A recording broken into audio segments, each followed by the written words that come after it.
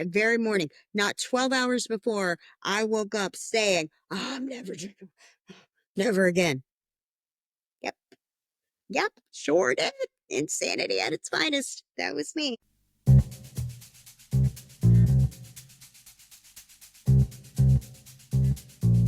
Hi, welcome to Starve the Demon. I'm Jenna. I believe in recovery by any means necessary, and I'm glad that you're here. So if you're new to my channel, please like, subscribe, share, tell all your friends if you still have any. Hit the notification button. We are in chapter 2 of the Alcoholic Anonymous Big Blue Book called There is a Solution. So I like to do this as if I'm speaking to a sponsee who's unfamiliar with the program. I'm going to read the chapter. We're going to talk about some things. I'm going to give some suggestions. And if there's anything that you would like to ask or comment or critique, please, by all means, leave me a comment, or you can reach me at Demon Starver on TikTok, Facebook, Instagram, or you can email me at demonstarver@gmail.com. Let's get into it. There is a solution. We of Alcoholics Anonymous know thousands of men and women who were once just as hopeless as Bill. Nearly all have recovered. They have solved the drink problem. Of course, the we is the first 100 members of Alcoholics Anonymous, and Bill is Bill Wilson, co-founder of the program. We are average Americans. All sections of this country and many of its occupations are represented, as well as many political, economic, social, and religious backgrounds. We are people who normally would not mix, but there exists among us a fellowship, a friendliness, and an understanding which is indescribably wonderful.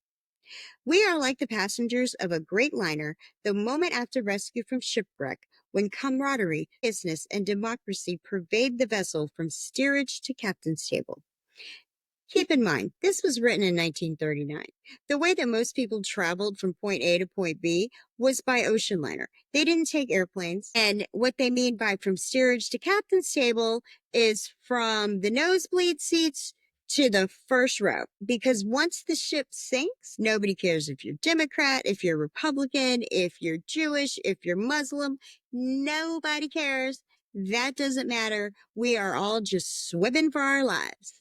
Unlike the feelings of the ship's passengers, however, our joy and escape from disaster does not subside as we go our individual ways. The feeling of having shared in a common peril is one element in the power cement that binds us, but that in itself would never have held us together as we are now joined. The tremendous fact for every one of us is that we have discovered a common solution. We have a way out on which we can absolutely agree, and upon which we can join in brotherly and harmonious action. This is the great news this book carries to those who suffer from alcoholism. An illness of this sort, and we have come to believe it is an illness, involves those about us in a way no other human sickness can. If a person has cancer, all are sorry for him and no one is angry or hurt. But not so with the alcoholic illness, for with it there goes annihilation of all the things worthwhile in life. It engulfs all whose lives touch the sufferers. It brings misunderstanding, fierce resentment, financial insecurity, disgusted friends and employers, warped lives of blameless children and wives and parents. Anyone can increase the list. Our disease affects everyone in our lives in one way or another. We hope this volume will inform and comfort those who are or who will be affected. There are many. Highly competent psychiatrists who have dealt with us have found it sometimes impossible to persuade an alcoholic to discuss his situation without reserve. Strangely enough, wives, parents, and intimate friends usually find us even more unapproachable than do the psychiatrist and the doctor. But the ex-problem drinker, who has found the solution, who is properly armed with facts about himself, can generally win the entire confidence of another alcoholic in a few hours. Until such an understanding is reached, little or nothing can be accomplished. Now that last paragraph, but the ex-problem drinker, that's written in italics, which is a big deal because back when this book was first published, it was more expensive to have the italics printed. So anywhere you see in the book italics, that's something very important because they paid extra to have those italics. The point that they're making is that we as alcoholics and our family members, when we go to doctors and psychiatrists and try to get help for our issues, the last thing we tell them is that we have a problem drinking. You know, we're depressed, we can't sleep, we're anxious, we got this health problem, any number of things. But let another alcoholic sit down and talk to us and start telling us what they've gone through. And the next thing you know, we're divulging. Oh, yeah, me too. Oh, you should see me. Oh, blah, blah, blah, blah. Now you've got a connection. Now you've got something to work with. Now maybe that person you're talking to has been down that road and has come out on the other side, and you might want to hear what they have to say. That the man who is making the approach has had the same difficulty, and he obviously knows what he is talking about, that his whole deportment shouts at the new prospect that he is a man with a real answer, that he has no attitude of holier than thou, nothing whatever except the sincere desire to be helpful, that there are no fees to pay, no axes to grind, no people to please, no lectures to be endured. These are the conditions we have found most effective. After such an approach, many take up their beds and walk again. That's actually a reference to a Bible story where Jesus healed a man that had been, I don't want to say bedridden is not right. He couldn't walk. He had to be carried around everywhere, and he couldn't get up to where Jesus was. Jesus was doing this big healing with all these people. And please don't ask me chapter and verse. I don't know. If you know the story, if you know where to find it in the Bible, please tell me in the comments and I'll make sure to put a link out there and correct myself and let everybody know. But the point is that Jesus came to him and he healed him and he said, "You're good." And so the guy was able to pick up his bed and walk again. It's a beautiful story. So what this is saying, that for those of us that feel like it's all hopeless and nothing's going to work and this is just how it is, once we get with another alcoholic that shows us that, hey, wait, no, there is a way out, then we can pick up our beds and walk again, and we're not stuck in that. None of us makes a sole vocation of this work, nor do we think its effectiveness would be increased if we did. We feel that elimination of our drinking is but a beginning, because alcohol is not the problem. Alcohol is the wrong solution to the actual problem. A much more important demonstration of our principles lies before us in our respective homes, occupations, and affairs. All of us spend much of our spare time in the sort of effort which we are going to describe. A few are fortunate enough to be so situated that they can give nearly all their time to the work. If we keep on the way we are going, there is little doubt that much good will result, but the surface of the problem would hardly be scratched. Those of us who live in large cities are overcome by the reflection that close by hundreds are dropping into oblivion every day. Many could recover if they had the opportunity we had enjoyed. How then shall we present that which has been so freely given us? We have concluded to publish an anonymous volume setting forth the problem as we see it. Ta-da! The Alcoholics Anonymous Big Blue Book. We shall bring to the task our combined experience and knowledge. This should suggest a useful program for anyone concerned with a drinking problem. Of necessity, there will have to be discussion of matters medical, psychiatric, social, and religious. This is an all-encompassing disease. We are aware that these matters are, from their very nature, controversial. Nothing would please us so much as to write a book which would contain no basis for contention or argument. Good luck. We shall do our utmost to achieve that ideal. Most of us sense that real tolerance of other people's shortcomings and viewpoints and a respect for their opinions are attitudes which make us more useful to others. Our very lives as ex-problem drinkers depend upon our constant thought of others and how we may help meet their needs. You got to get out of yourself. You got to stop thinking me, my. That's not helpful in anybody. Most of all, yourself. What can I do for the next guy? How can I help you? That's my motivator. That's what helps keep me sober. You may already have asked yourself, why is it that all of us become so very ill from drinking? Doubtless, you are curious to discover how and why, in the face of expert opinion to the contrary, we have recovered from a hopeless condition of mind and body. How'd you do it? If you are an alcoholic who wants to get over it, you may already be asking, what do I have to do? It is the purpose of the book to answer such questions specifically. We shall tell you what we have done. Before going into a detailed discussion, it may be well to summarize some points as we see them. How many times people have said to us, I can take it or leave it alone. Why can't he? Why won't you drink like a gentleman or quit? Well, that fellow can't handle his liquor. Why don't you try beer and wine? Lay off the hard stuff. His willpower must be weak. He could stop if he wanted to. She's such a sweet girl. I should think he'd stop for her sake. The doctor told him if he ever drank again, it would kill him. But there he is, all lit up again. Now, these are commonplace observations on drinkers, which we hear all the time. Back of them is a world of ignorance and misunderstanding. We see that these expressions refer to people whose reactions are very different from ours. People that can have a drink or two, have a nice little time, go about their life, they don't get it. They don't understand what it's like to not be able to put the drink down. They don't know the mental obsession and the physical craving. They don't understand. They can't understand. God bless them. The idea that for me, that's going to taste like crack and feel like handcuffs by the end of the night, they can't wrap their mind around it. It's not their fault. And it's okay. It's okay that they don't understand. It's great. I wish nobody had to understand. I wish nobody suffered from this problem. But guess what? That's not the truth. So we're not going to deal with wishes. I don't live in the land of wish. I live in the land of is. So there's a problem. There is a solution. This is a solution. Not every alcoholic drinks all day, every day. Not every alcoholic drinks every day. It's not about how much you drink. It's about what happens when you drink.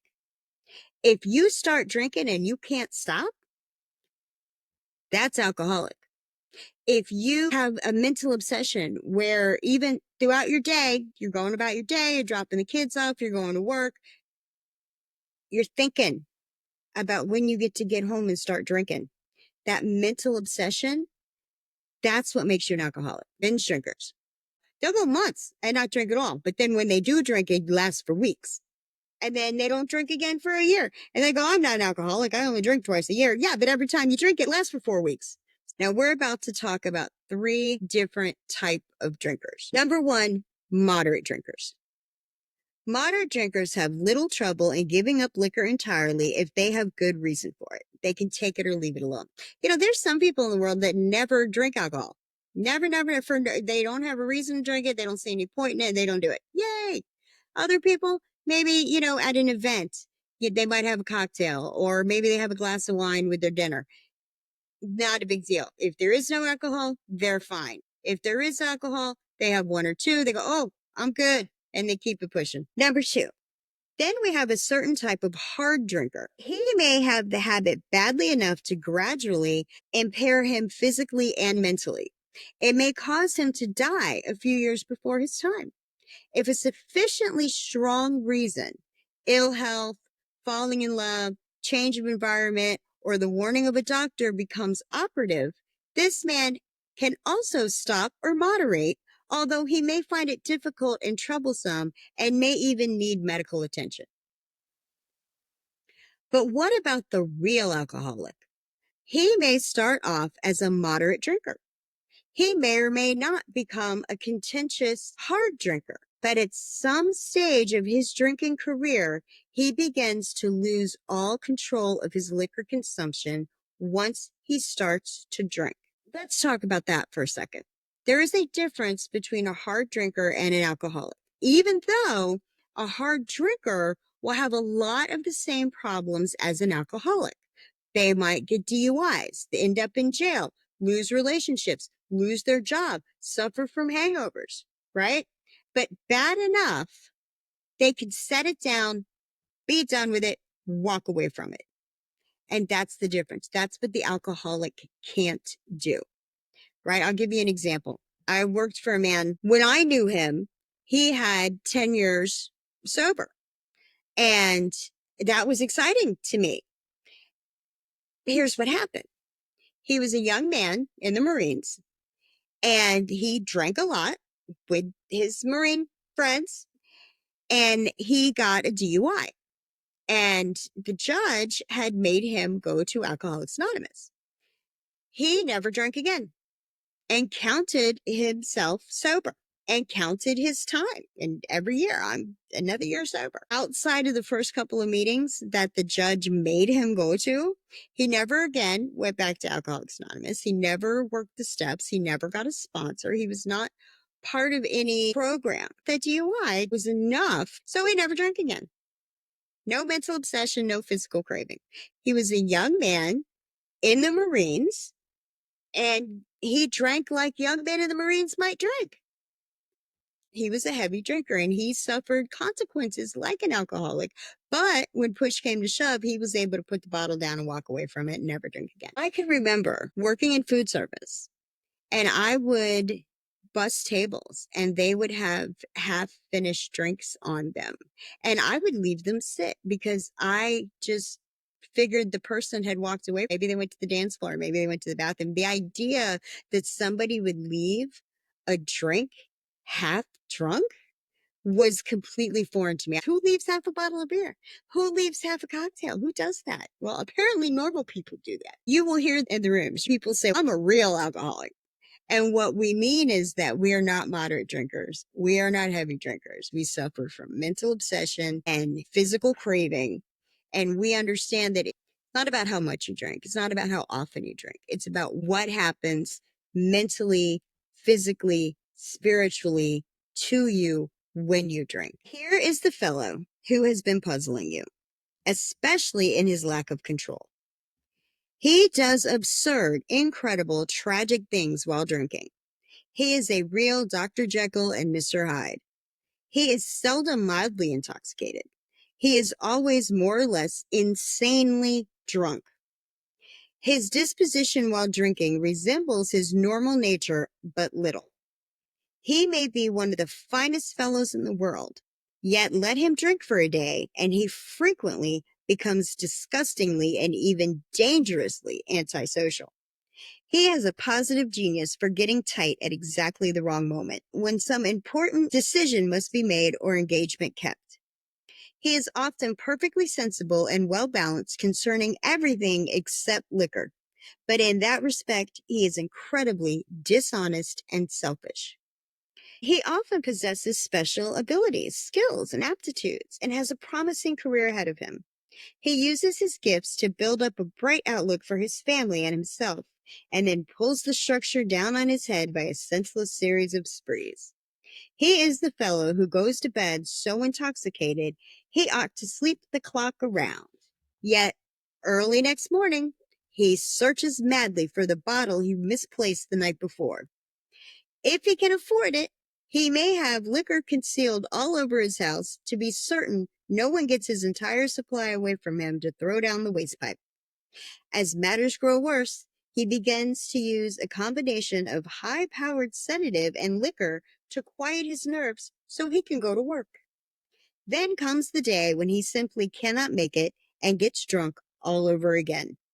Perhaps he goes to a doctor who gives him morphine or some sedative with which to taper off. Then he begins to appear at hospitals and sanitariums. This is by no means a comprehensive picture of the true alcoholic, as our behavior patterns vary, but this description should identify him roughly. So you got everything going for you. You're cute, you're smart, you're funny, you're educated, you're good at your job. But as you drink, this chronic fatal disease, all it does is progress. It never gets better. It only gets worse. So over the years, your life starts to turn to shambles.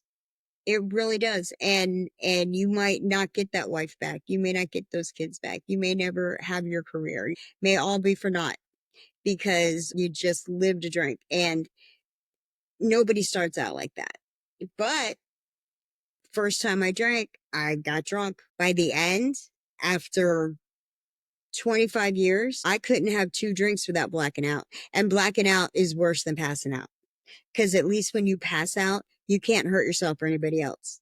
But when you're in a blackout, you might as well be a zombie. You are walking and talking. You have no idea what you're doing. And later you can't remember. You just spend that next day apologizing and you don't know what you did, but you sure are sorry you did it. Why does he behave like this? If hundreds of experiences have shown him that one drink means another debacle with all its attendant suffering and humiliation, why is it that he takes that one drink? Why can't he stay on the water wagon? What has become of the common sense and willpower that he still sometimes displays with respect to other matters? Perhaps there never will be a full answer to these questions.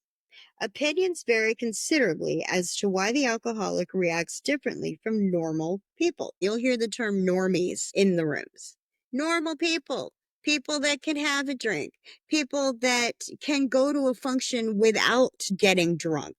Oh, I can't. Is there going to be drinking? I don't want to go if there's no drinking. What do you mean it's a dry wedding? I am not going to that. No, normal people go and enjoy the wedding. They're not worried about the open bar. Opinions vary considerably as to why the alcoholic reacts differently from normal people. We are not sure why. Once a certain point is reached, little can be done for him. We cannot answer the riddle. Just think, it doesn't matter why it is. It matters that it is. We know that while the alcoholic keeps away from drink, as he may do for months or years, he reacts much like other men.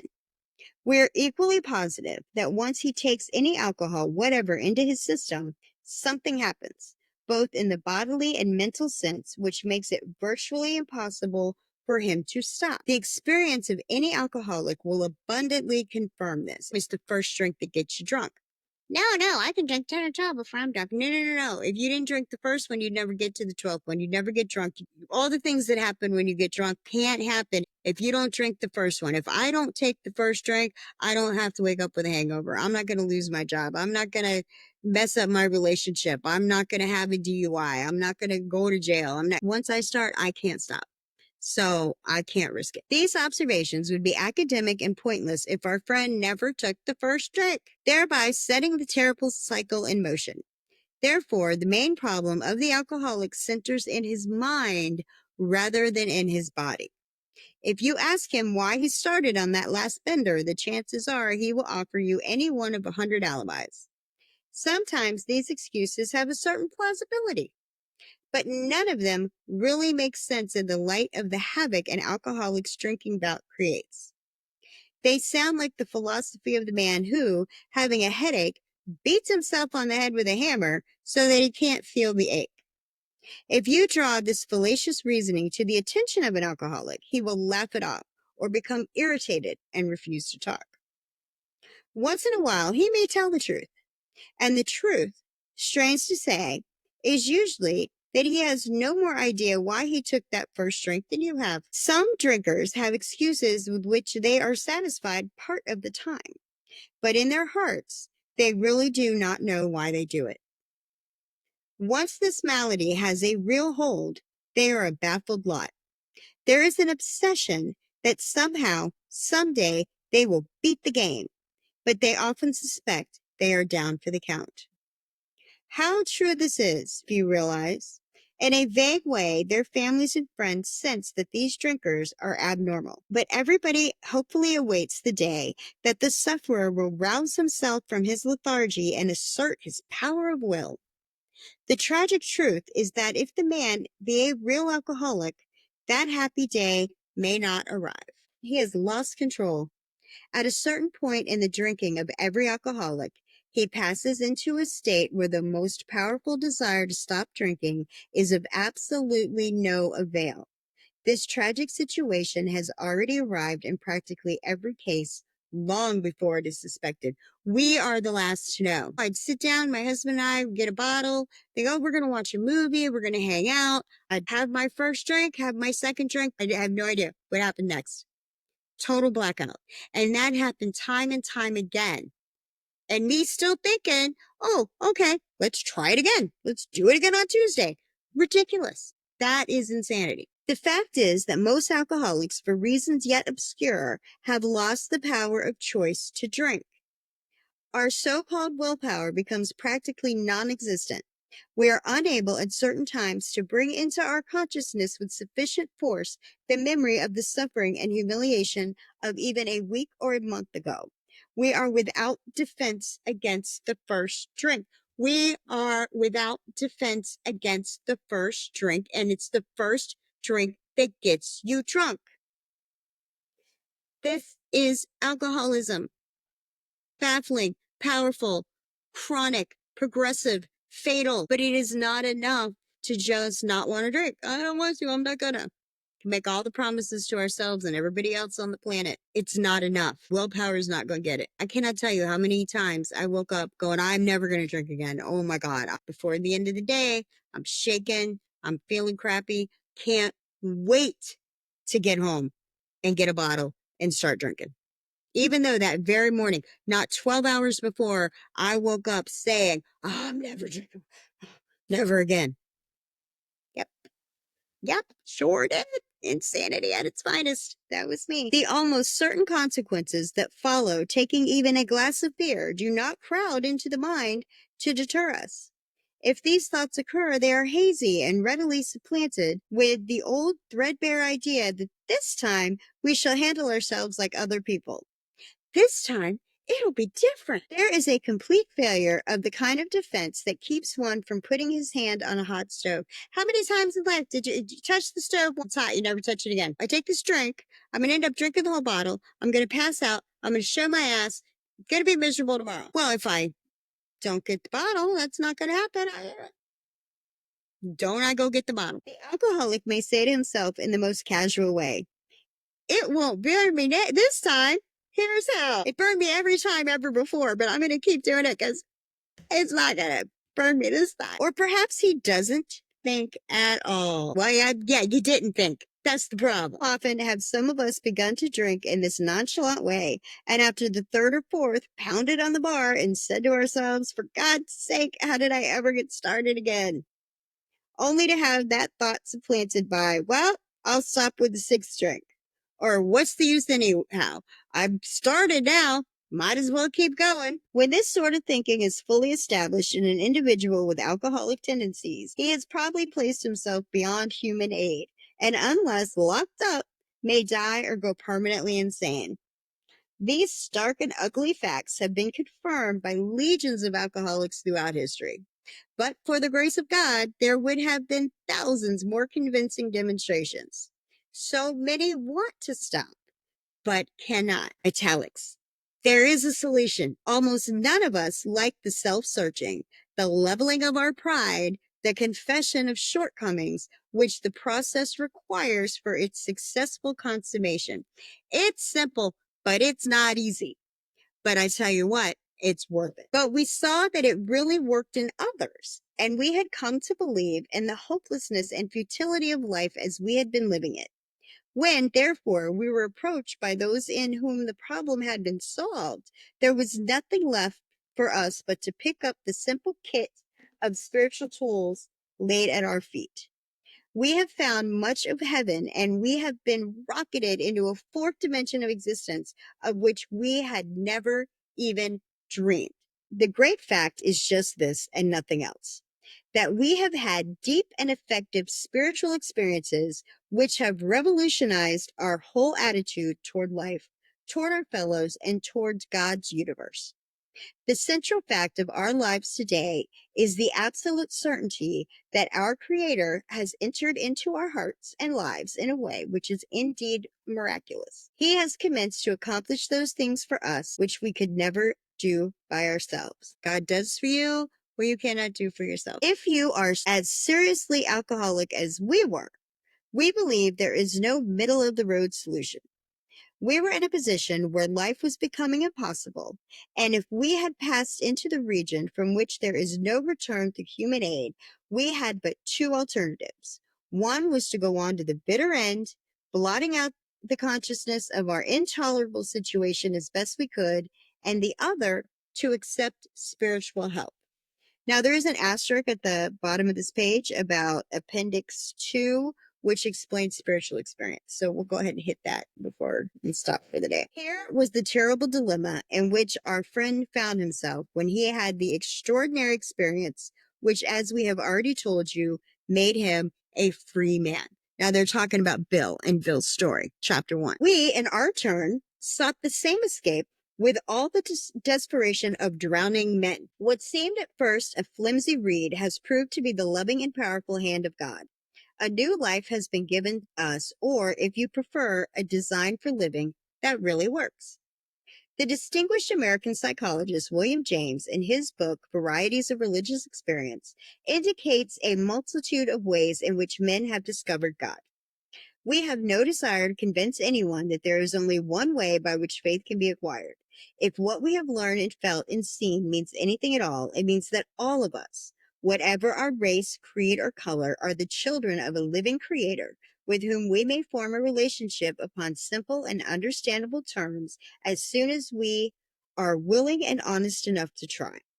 Those having religious affiliations will find here nothing disturbing in their beliefs or ceremonies. There is no friction among us over such matters.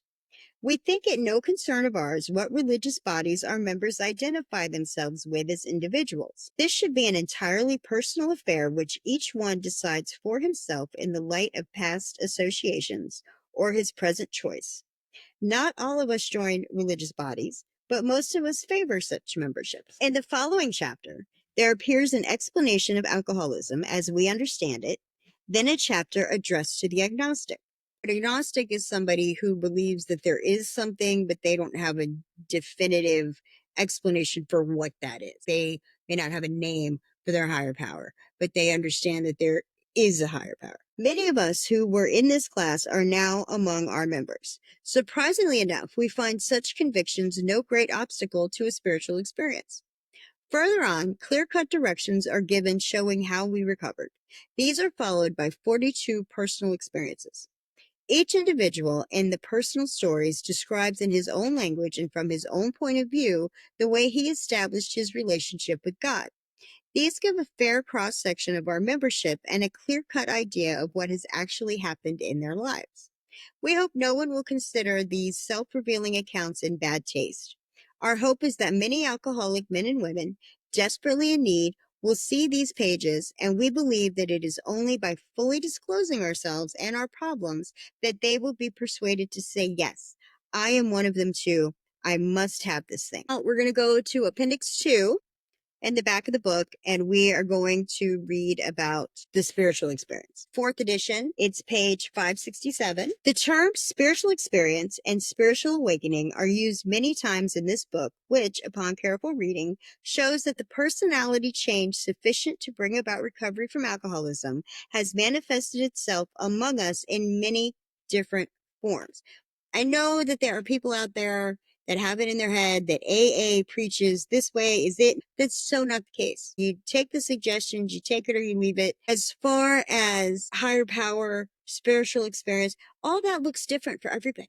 Mine is different than yours. Yours will be different than the next guy's. That doesn't make it any less real, doesn't make it any less valid. Each individual has their own experiences in life, and we have a common problem, and we have found a common solution. The feelings and the struggle and the pain, all of that is what's the same. But the specific instances that bring those things about, those are different for everybody. It's all right. Yours is what it is. Mine is what it is. Yet it is true that our first printing gave many readers the impression that these personality changes or religious experiences must be in the nature of sudden and spectacular upheavals. Happily for everyone, this conclusion is erroneous. In Bill's story, he talks about being in the hospital and he had like this flashing light, revelation, and enlightenment. Great. That's not how it works for most people. I don't get a burning bush. I don't have a red phone that leads up to God and he tells me what he wants. That's not my experience. For some people, it is. It's okay if it's not. In the first few chapters, a number of sudden revolutionary changes are described. Though it was not our intention to create such an impression, many alcoholics have nevertheless concluded that in order to recover, they must acquire an immediate and overwhelming God consciousness, followed at once by a vast change in feelings and outlook.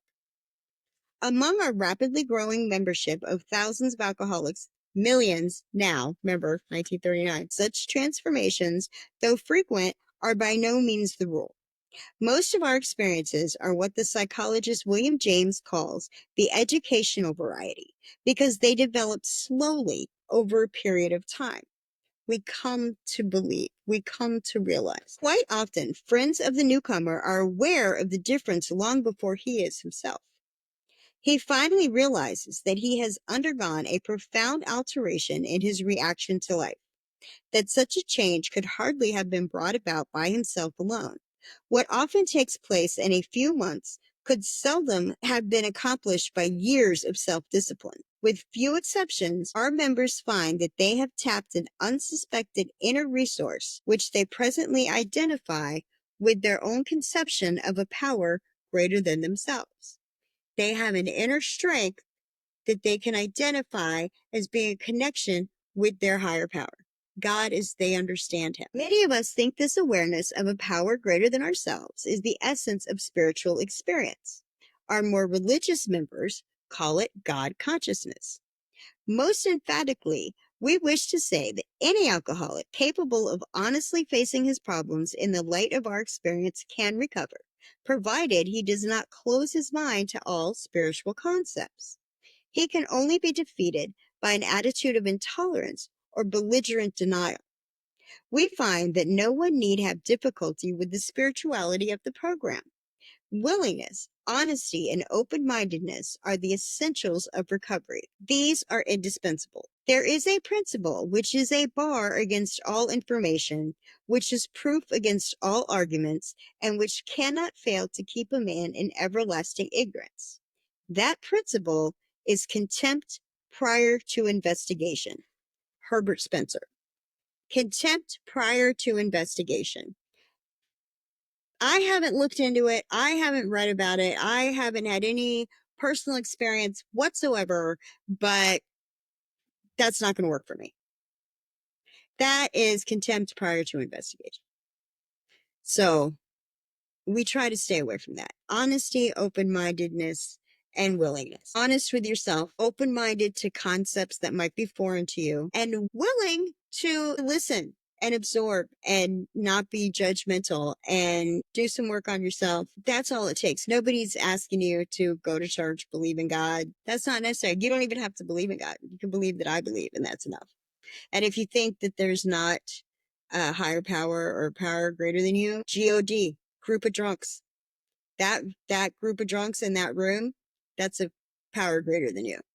Gravity's a power greater than you. Your addiction's a power greater than you.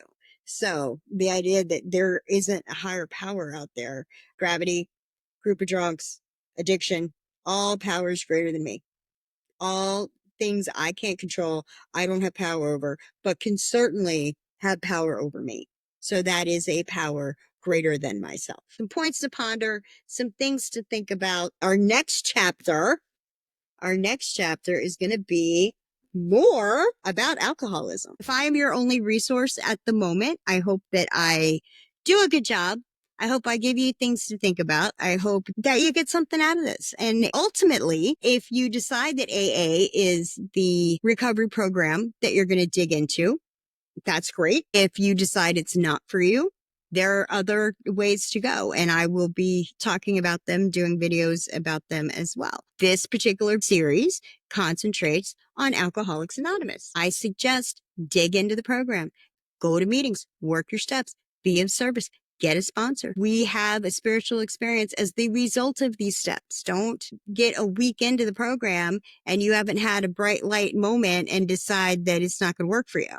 That's not being open-minded. That's not being willing. You'd be willing to give it some time. Be open-minded to taking suggestions from people that have already walked the road and might know something you don't. I learn something new every single day, 2 or 3 things if I'm lucky.